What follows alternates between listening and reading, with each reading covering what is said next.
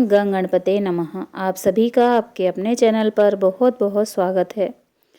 आज इस वीडियो में हम एक पौराणिक कथा सुनेंगे। अहंकार करना उचित नहीं। प्राचीन काल की बात है। शेषनाग का एक महान बलवान पुत्र था। उसका नाम मणिनाग था।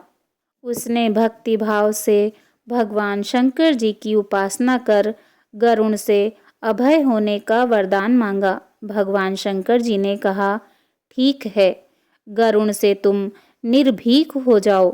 वह नाग गरुण से निर्भीक हो क्षीर सागर भगवान विष्णु जी जहाँ निवास करते हैं वहाँ क्षीर सागर के समीप विचरण करने लगा। उसकी इस प्रकार की धृष्टता देखकर गरुण जी को बड़ा क्रोध आया और उसने मणि नाग को पकड़कर गरुण पाश में बांधकर अपने घर में बंद कर दिया। इधर जब कई दिन तक मणिनाग भगवान शंकर जी के दर्शन को नहीं आया तो नंदी जी ने भगवान शंकर जी से कहा, हे देवेश, मणिनाग इस समय नहीं आ रहा है। अवश्य ही उसे गरुण जी ने खा लिया होगा या बांध लिया होगा। यदि ऐसा न होता तो वह क्यों न आता। तब नंदी जी की बात सुनकर देवाधिदेव भगवान शिव जी ने कहा, नंदी, मणिनाग गरुण के घर पर बंधा हुआ है, इसीलिए शीघ्र ही तुम भगवान विष्णु जी के पास जाओ और उनकी स्तुति करो। साथ ही स्वयं मेरी ओर से कहकर गरुण द्वारा बांधे गए उस सर्प को ले आओ।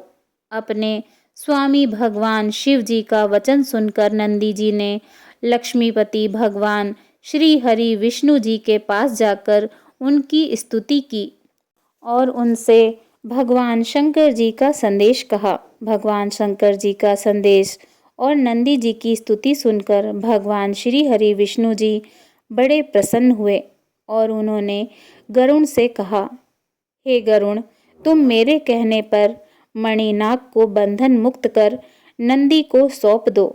यह सुनकर गरुड़ जी क्रोधित हो अहंकार में आकर बोले कि स्वामी अपने भृत्यों को पुरस्कार देते हैं और एक आप हैं जो मेरे द्वारा प्राप्त वस्तु को भी हर लेते हैं।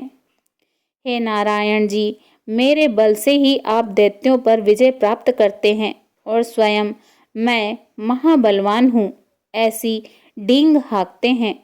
गरुण जी की अहंकारपूर्ण बातें सुनकर भगवान श्री हरि विष्णु जी ने हंसते हुए कहा, पक्षीराज, तुम सचमुच मुझे पीठ पर ढोते ढोते दुर्बल हो गए हो। खग श्रेष्ठ, तुम्हारे बल से ही मैं सब असुरों को जीतता हूँ, जीतूंगा भी। अच्छा, तुम मेरी इस कनिष्ठिका उंगली का भार वहन करो। यह कहकर भगवान श्री हरि विष्णु जी ने अपनी कनिष्ठिका अंगुली गरुण के सिर पर रख दी। अंगुली के रखते ही गरुण का सिर दबकर कोख में घुस गया और कोख भी दोनों पैरों के बीच घुस गई। उसके समस्त अंग चूर चूर हो गए। तब वह अत्यंत लज्जित दीन व्यथा से कराहता हुआ हाथ जोड़कर विनीत भाव से बोला, हे जगन्नाथ, मुझ अपराधी भृत्य की रक्षा करो, रक्षा करो।